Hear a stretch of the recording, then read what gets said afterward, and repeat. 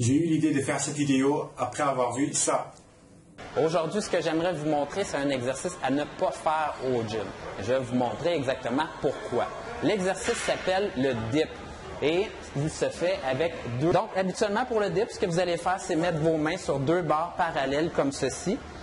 Vous mettre le poids dans les airs et descendre et remonter. Ils sont très efficaces pour travailler l'arrière de vos bras, donc les triceps, et également les pectoraux si vous avez une prise large et les coudes éloignés comme ceci.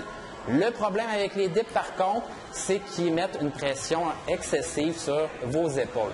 La raison, c'est que lorsque vous faites les dips, la position de l'épaule ici veut faire sortir l'humérus de l'articulation et ça crée un stress important, il y a un étirement important au niveau de vos épaules. Donc, il y a plein d'autres bons exercices pour vos triceps et vos pectoraux à faire. Par contre, une variante pour être plausible pour vous, c'est le dip avec un banc.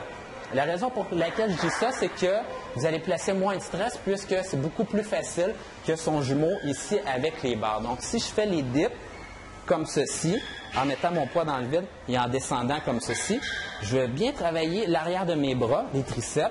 Je ne travaillerai pas mes pectoraux ici, mais je vais bien travailler mes triceps et probablement que vous allez faire des séries beaucoup plus en endurance, donc moins de stress sur votre épaule. Non seulement je ne suis pas d'accord avec lui, mais il a tort, et voici pourquoi. Il dit que la position des épaules quand on fait un dip, ce n'est pas une position très confortable pour les épaules. Jusqu'à un certain degré, lui, il a un peu raison. Les dips ne sont pas les meilleurs exercices si tu as déjà mal aux épaules, si tu descends trop bas, utilise trop de poids. Mais par contre, de comparer un exercice qui travaille essentiellement les pectoraux avec un exercice qui travaille les triceps et dire que le deuxième est mieux, déjà c'est stupide et c'est faux. Parce que la position des épaules, quand on fait le deuxième exercice, les dips triceps, c'est encore pire. Alors, quels sont les exercices les plus dangereux? Beaucoup disent que c'est le tirage derrière la tête. Oui, ça peut être si c'est trop lourd et tu n'as pas la mobilité au niveau des épaules. Pareil pour le développé nuque. Si tu mets trop lourd et tu n'as pas la mobilité au niveau des épaules, ça peut être un exercice très dangereux. Beaucoup considèrent que le soulevé de terre comme l'exercice le plus dangereux. Si tu ne sais pas le faire correctement ou tu utilises une charge que tu ne maîtrises pas, ça peut être très dangereux. Straight push. And again, come on.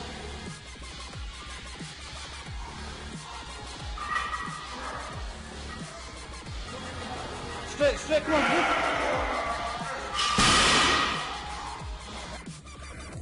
Le développé couché. Si tu mets trop lourd, tu descends trop bas, tu as les épaules trop en extérieur, le développé couché, ça peut être très dangereux pour les épaules. Le curl biceps. Si tu prends trop lourd, tu n'as pas fait un bon échauffement et tu commences les mouvements avec les bras tendus, ça peut être dangereux pour les biceps. On peut faire ça avec tous les exercices. Il n'y a pas un exercice qu'on peut faire avec zéro risque. Donc les exercices les plus dangereux sont ceux que tu n'as jamais fait, tu ne sais pas les faire correctement, ou tu utilises une charge que tu ne maîtrises pas. Ou encore tu inventes un exercice comme par exemple lui.